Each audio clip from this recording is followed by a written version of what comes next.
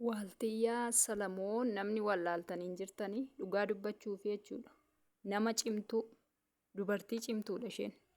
Bara kana keessa namni daa'ima godhatee yookaan daa'imni gizee uumamtu yookaan gizee dhala godhatan jechuudha kan darbatanii gatan jechuudha. Mana yaalattis ta'ee gaafa daa'imni dirqama otoo isaan hin beekin uumaman hin dhosku yookaan hin gatu jechuudha. Guddisuu jibbanii. Ishiin garuu daa'ima ishee san guddifattee jechuudha. Dhugaa dubbachuuf seenaa ishee yeroon dhaggeeffadhu baay'ee kan nama gaddisiisu.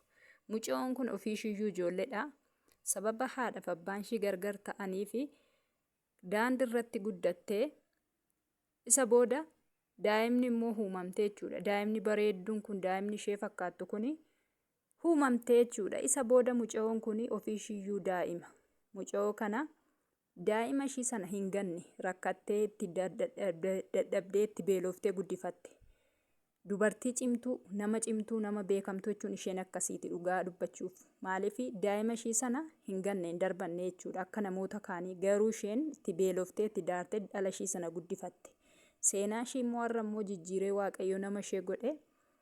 Namni immoo abbaa hin qabdu daa'imni kee jedhanii ishee arrabsanii isheen immoo itti dhaga'ame jechuudha. As baatee miidiyaatti boossee himattee jechuudha dhugaa dubbachuuf. Namni keenya garuu maaliif akkatti namni wal jibba? Hammam akka jiraatuuf lafa kanarra namni garuu akkamitti akka wal jibbu naaf hin galle dhugaa dubbachuuf.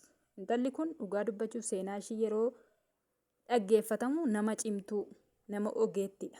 Daa'ima ishee kana fakkaatu itti beeloftee itti dadhabdee guddifatte. Maalaa jiraattu daa'ima isheerra maaliif itti duulu garuu anaaf hin galle dhugaa dubbachuuf baay'ee tokko kan nama gaddisiisudha.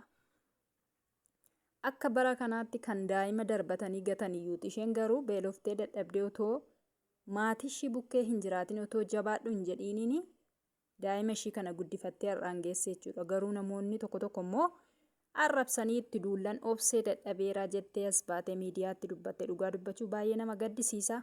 Kanaafuu amma lafa kanarra jiraannutti maaliif wal jibbina? Gaarummaa waliif yaadne bakka gaarummaa waliif yaaduun gaariidha ture. Wal jibbuu, wal cabsuu namni tokko gaafa mul'ate gadi wal deebisuu kun hin barbaachisu ture. Baay'ee nama gaddisiisa dhugaa dubbachuu fi wanti ishee irratti ta'e jechuudha. Seenaa ishees nama gaddisiisa. Garuu waaqayyo immoo irra seenaa ishee jijjiiree ishee mul'ise.